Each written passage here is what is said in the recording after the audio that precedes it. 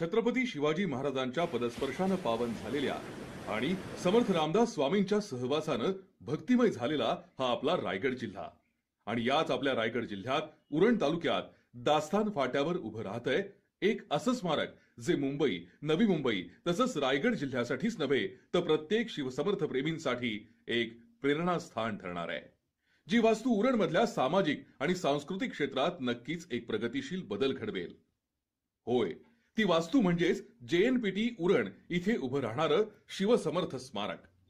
तब्बल 72 फूट उंचीचं 2 एकर आवाराच्या उद्यानामध्ये पिरामिड आकाराची रचना असलेलं अतिशय सुंदर आणि विलोभनीय असं हे वास्तुशिल्प प्रत्येकाला पर्यावरणाच्या सान्निध्यात घेऊन जाणारं आणि शिवकालीन इतिहासाची आठवण करून देणारं असेल।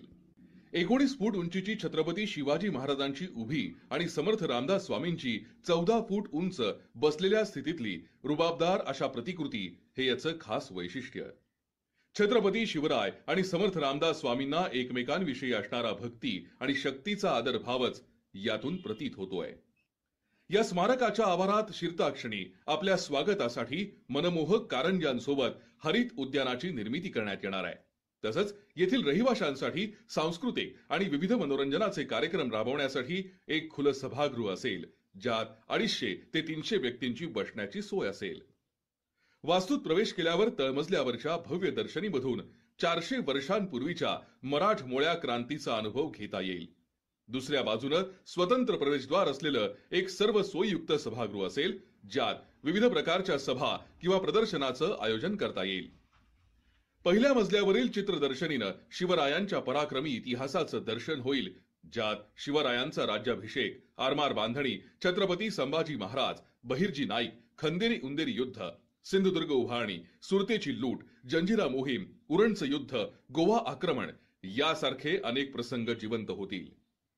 दुसऱ्या मजल्यावरील पिरॅमिड आकाराच्या प्रदर्शन गृहात शिवकालीन इतिहासाचं स्मरण करून देणारं विविध 3D म्युरल असतील, ज्यात कष्टकऱ्यांचे नेते दिबा पाटील, जासई आंदोलनातले 5 हुतात्मे, ज्येष्ठ निरूपणकार श्री नानासाहेब धर्माधिकारी यांचं कार्य, भारतरत्न डॉक्टर बाबासाहेब आंबेडकर यांचा 14 तळ्याचा सत्याग्रह, स्वातंत्र्यवीर विनायक दामोदर सावरकर, इंग्रज अधिकाऱ्याला अटक, कान्होजी आंग्रे, सुवर्णदुर्ग मायनायक भंडारी, आद्य क्रांतीवीर वासुदेव बळवंत फडके, तसंच साष्टीची लढाई, विजयदुर्ग, वसईची लढाई, तानाजी मालुसरे, प्रचितगड प्रसंग, पिलाजीराव यांचा इतिहास समोर येईल। याशिवाय शिवकालीन किल्ल्याच्या प्रतिकृतीतून त्या काळातील जनजीवनाचं दर्शन होईल। स्मारकाचं सौंदर्य मनसोक्त अनुभवून बाहेर पडताना मिळेल ती अस्सल मराठमोळ्या चवीची खानपान सेवा आणि मराठमोळ्या वस्तूंच्या सोव्हिनियर शॉप मध्ये खरेदीचा अनुभव। श्रद्धा, प्रेरणा आणि ऊर्जेचं हे शिवसमर्थ स्मारक नक्कीच प्रत्येकाच्या मनावर शिवकालीन पराक्रमी इतिहासाचा आणि जीवनशैलीचा ठसा उमटवणार ठरेल। या स्मारकाची संकल्पना सन्माननीय पद्मश्री आप्पासाहेब धर्माधिकारी आणि सन्माननीय श्री सचिन दादा धर्माधिकारी यांची आहे। याला त्वरित सहमती देण्याचं काम केंद्रीय मंत्री श्री नितीनजी गडकरी तसंच लागणाऱ्या इतर परवानग्या आणि सहकार्य महाराष्ट्राचे मुख्यमंत्री माननीय श्री देवेंद्र फडणवीस यांनी दिलं।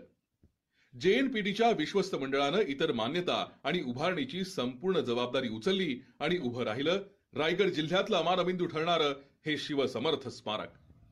याची सुरक्षा आणि देखभालीची जबाबदारी सुद्धा JNPTचं विश्वस्त मंडळ सांभाळणार आहे।